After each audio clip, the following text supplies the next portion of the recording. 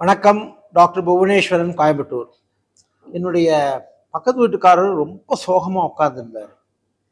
ஏன் சார், என்ன ஆச்சு அப்படின்னு. இல்லை சார், எனக்கு சர்க்கரை வந்துடுச்சு, டயபெட்டிஸ் வந்துடுச்சுன்னு சொன்னாங்க.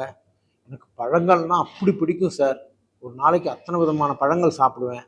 எனக்கு இப்போ பழங்கள் சாப்பிடக்கூடாதோ அப்படிங்கிற ஒரு பயம் வந்துடுச்சு அப்படின்னு சொன்ன உடனே நான் சொன்னேன், அப்படி பயப்பட வேண்டாம்.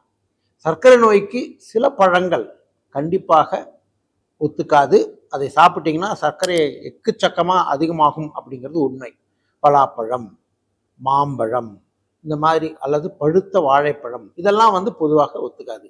அப்போ சர்க்கரைக்கு சாப்பிடக்கூடிய பழங்கள் இருக்கா அப்படின்னா கண்டிப்பாக ஒரு 6லிருந்து 7 விதமான பழங்கள் நான் சொல்றேன் உங்களுக்கு.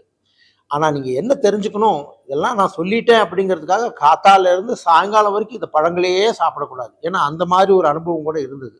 ஒரு சமயம் எனக்கு தெரிஞ்ச ஒரு ஒரு அம்மாட்ட பப்பாளி பழம் சாப்பிட்லாங்கன்னு சொன்னேன். பார்த்தா அடுத்த வாரம் கணவர் ரொம்ப கோபமாக கூட்டிகிட்டு வந்தார்.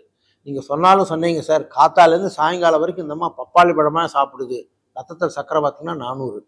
அதனால் அப்போ என்ன அப்படின்னா, அதாவது கிரீன் பனானா என்று சொல்லக்கூடிய ஒரு அரைப்பழம் ஆக இருக்கக்கூடிய பச்சை வாழைப்பழம், மறுபடியும் சொல்கிறேன், ரொம்ப பழுக்காமல் இருக்கிற வாழைப்பழம் அளவாக. இரண்டாவது கொய்யாப்பழம், ஏன் அளவாக. மூணாவது பப்பாளி. நாலாவது பெரிஸ் அப்படின்னு சொல்கிறது.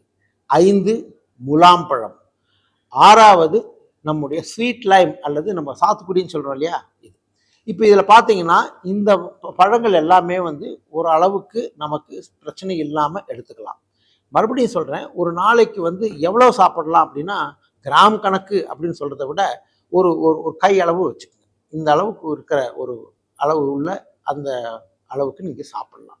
இப்படி சாப்பிட்றதுனால ஒன்று, உங்களுக்கு சர்க்கரையினுடைய பிரச்சனை மிக அதிகமாக இருக்காது. அதே சமயத்தில் அளவுக்கு மீறினா அமிர்தமும் நஞ்சு. புரிஞ்சுட்டிங்களா?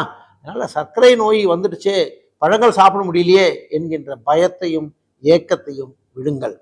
ஆனால் அளவோடு சாப்பிடுங்க. வாழ்க வளமுடன்.